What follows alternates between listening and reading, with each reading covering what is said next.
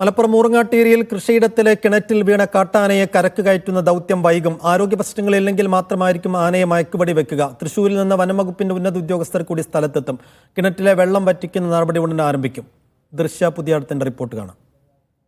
മലപ്പുറം ഊർങ്ങാട്ടിരിയിൽ കൃഷിയിടത്തിൽ വീണ ജനവാസ കേന്ദ്രത്തിലെ കൃഷിയിടത്തിലെ കിണറ്റിൽ വീണ ആനയെ പുറത്തെത്തിക്കാനുള്ള നടപടികൾ വൈകുമെന്നാണ് നമുക്ക് ഇപ്പോൾ അറിയാൻ സാധിച്ചത്. വയനാട്ടിൽ നിന്നുള്ള RRT ടീമും ഇതുകൂടാതെ ഡോക്ടർമാരും അടങ്ങിയ സംഘം ഇവിടേക്ക് എത്തിയാൽ മാത്രമേ ഇതിനെക്കുറിച്ചുള്ള കൂടുതൽ വിശദാംശങ്ങൾ നമുക്ക് അറിയാൻ സാധിക്കുകയുള്ളൂ. കൂടാതെ തന്നെ ആനയ്ക്ക് ആരോഗ്യ പ്രശ്നങ്ങളൊന്നുമില്ലെങ്കിൽ മാത്രമേ ആനയെ മയക്കുവെടി വയ്ക്കുന്ന കാര്യത്തിലും ഒരു തീരുമാനമുണ്ടാവും. ഏകദേശം 13 മണിക്കൂറോളമായി ആന കിണറ്റിൽ കിടക്കുകയാണ്. ഇന്ന് പുലർച്ചെ 1 മണിയോടെയാണ് ആന കിണറ്റിലേക്ക് വീഴുന്നത്. നമുക്ക് നിരന്തരം ശല്യം ഉണ്ടാക്കുന്ന ഒരു കൊമ്പനെയാണ് ഇപ്പോൾ കിണറ്റിലുള്ളത്. നമുക്ക് നാട്ടുകാരോട് തന്നെ ഇതിനെപ്പറ്റി പ്രതികരണം ചോദിക്കാം. ചേട്ടാ, ഇത് നിരന്തരമായി ശല്യം ഉണ്ടാക്കുന്ന ഒരു 5-6 മാസമായിട്ട് ഈ ആന ഇവിടെ കിടന്ന് ആകെ പ്രശ്നം ഉണ്ടാക്കിക്കൊണ്ടിരിക്കുകയാണ്. ഇത് ഞങ്ങളുടെ വീടിന് പുറത്തിറക്കാൻ പറ്റാത്ത അവസ്ഥയാണ്. കവുങ്ങ്, തെങ്ങ്, അങ്ങനെയുള്ള കംപ്ലീറ്റ് കൃഷി സാധനങ്ങളും ഇത് നശിപ്പിച്ചുകൊണ്ടിരിക്കുകയാണ്. പിന്നെ വൈകുന്നേരമായി കഴിഞ്ഞാൽ ഈ സാധനത്തെ ഞങ്ങൾ പടക്കം പൊട്ടിച്ച് ഓടിച്ചു വിടുമ്പോൾ വീണ്ടും രാത്രി 7 മണിയാകുമ്പോഴത്തേനും വീണ്ടും വരുവാണ്. ഒരു രക്ഷയില്ല. ഇതിന് സർക്കാർ ഇത് എന്തെങ്കിലും ഒരു തീരുമാനമാകാതെ ഞങ്ങൾ ഇതിനെ വിടിയാല. ഇത് ഇവിടെ ഇത് ഇട്ടിട്ട് കയറ്റിവിടാൻ ഞങ്ങൾ സമ്മതിക്കില്ല. ഇതിനെ വേറെ ഫെൻസിങ് ഉള്ള സ്ഥലത്ത് ഇതിനെ കൊണ്ടുപോയി വിടുക എന്നുള്ളതാണ് ഞങ്ങൾക്ക് പറയാനുള്ളത്. വനപ്രദേശത്ത് ആ കാണുന്നത് വനപ്രദേശം 1 കിലോമീറ്റർ പോലും ഇല്ല, 500 മീറ്റർ പോലുള്ളൂ. ഇതിപ്പോ ഇവിടുന്ന് കയറ്റി വിട്ട് കഴിഞ്ഞാൽ നാളെ നിങ്ങൾ ഇവർ പോയി കഴിയുമ്പോൾ വീണ്ടും നാളെ വരൂലേ, ഇന്ന് വരൂലേ, വീണ്ടും ഞങ്ങൾ വീണ്ടും ദുരിതത്തിലായില്ലേ. ഇതിന് ഇതിന് വേറെ എവിടെയെങ്കിലും കൊണ്ടുപോയി ഫെൻസിങ് ഉള്ള സ്ഥലത്തിന് കയറ്റിവിടണമെന്നാണ് നാട്ടുകാരനായ എൻ്റെ ഒരു അപേക്ഷ.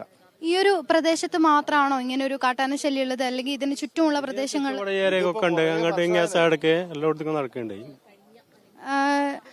ചേട്ടാ, എങ്ങനെയാണ് ഇവിടുത്തെ അവസ്ഥ ഇപ്പോൾ എങ്ങനെയാണ്? നിങ്ങൾ ഇവിടെ ജീവിക്കുന്ന ആൾക്കാരാണ്, മാസങ്ങളായി ഇങ്ങനെയാണ് കാട്ടാനകളുടെ ശല്യം ഉണ്ടെന്ന് പറയുന്നു. ഇവിടുത്തെ അവസ്ഥ എങ്ങനെയാണ്? ഇവിടെ നിരന്തരമായി ആളുകൾക്ക് ശല്യം ഉണ്ടാക്കുന്ന ആനയാണ്. ഈ ഒരൊറ്റ ആന മാത്രമല്ല, ഇതുപോലെ 7-8 ആനകൾ ഇവിടെ നിരന്തരമായി ശല്യമാക്കുന്നുണ്ട്. ഇവിടെ കൃഷിയെ ആശ്രയിച്ച് ജീവിക്കുന്നവരാണ് ഇവിടെയുള്ള ആളുകൾ. പക്ഷേ ഇവരുടെ കൃഷിയിടങ്ങളിൽ പോലും വ്യാപകമായ നാശനഷ്ടങ്ങൾ ഉണ്ടാക്കിക്കൊണ്ടാണ് ആനകൾ പുറത്തേക്ക് ഇറങ്ങുന്നത്. ഒരു 5 മണിക്ക് ശേഷം ഇവിടെയുള്ള ആളുകൾക്ക് പുറത്തേക്ക് ഇറങ്ങാൻ പറ്റാത്ത സാഹചര്യമാണ്. ഇതിനൊരു പ്രതിവിധി കാണാതെ ആളുകൾ ആനയെ പുറത്തേക്ക് എത്തിക്കാനോ ഇവിടെയുള്ള അടുത്തുള്ള വനപ്രദേശത്തേക്ക് ഇറക്കി വിടാനോ സമ്മതിക്കില്ല എന്നാണ് ഇവിടുത്തെ പ്രദേശവാസികൾ പറയുന്നത്. ചേട്ടാ, ഇവിടെയുള്ള ആളാണല്ലേ?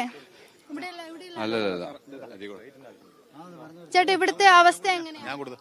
ഇവിടുത്തെ അവസ്ഥകൾ കണ്ടില്ലേ? അതായത് കൃഷി നശിപ്പിച്ച ആന കുറെ കാലങ്ങളായിട്ട് നമ്മളിവിടെ ആക്രമണം നടത്തുന്നുണ്ട്. ആന കൃഷികളെ നശിപ്പിക്കുന്നുണ്ട്. ജനങ്ങൾക്ക് സ്വൈര്യജീവിതം നടത്താനുള്ള ഒരു സ്വാതന്ത്ര്യം ഇല്ലാത്ത അവസ്ഥയിലാണ് പോയിക്കൊണ്ടിരിക്കുന്നത്. സന്ധ്യ കഴിഞ്ഞാൽ ആന നമ്മുടെ റൂട്ടിലേക്ക് ഇറങ്ങും, കൃഷിസ്ഥലത്ത് ഇറങ്ങും, എല്ലാ കൃഷികളും നശിപ്പിക്കുകയാണ്. ഇന്ന് ഒറ്റയായിട്ടൊരു ആനയാണ്, ഒറ്റയാനാനയാണ് കൂടുതൽ ശല്യം ചെയ്യുന്നത്. അപ്പോൾ അതുകൊണ്ട് ഇതിനെ ഇവിടുന്ന് മാറ്റി മറ്റേ സുരക്ഷിതമായ കാട്ടിലേക്ക്, അതായത് ഉൾവനത്തിലേക്ക് കൊണ്ടുപോകണമെന്നാണ്, ഫെൻസിങ് ഉൾപ്പെടെയുള്ള സ്ഥലത്തേക്ക് കൊണ്ടുപോകണമെന്നാണ് ഇവിടുത്തെ ജനങ്ങളുടെ ആവശ്യം. ഈ ഒരു ആന മാത്രമാണോ ഇവിടെ ശല്യം? ആന വേറെ ആനയുണ്ട്, പക്ഷേ ഇതാണ് കൂടുതൽ ശല്യം ചെയ്യുന്നത്. ഒറ്റയ്ക്കത് വരിക, ഒറ്റയാനാനയാണ് കൂടുതൽ ശല്യം ചെയ്യുക.